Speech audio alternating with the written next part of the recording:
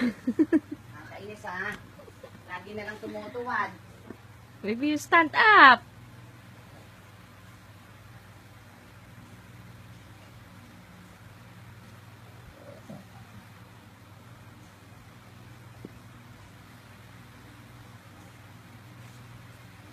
Nag-aaral ka talagang mag-ano ha. Oh, yan na naman oh.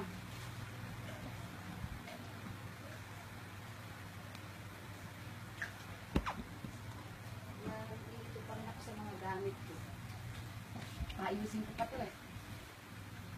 Yung prato niya, kukuha ko ng ano, nandun lang lahat. Ay!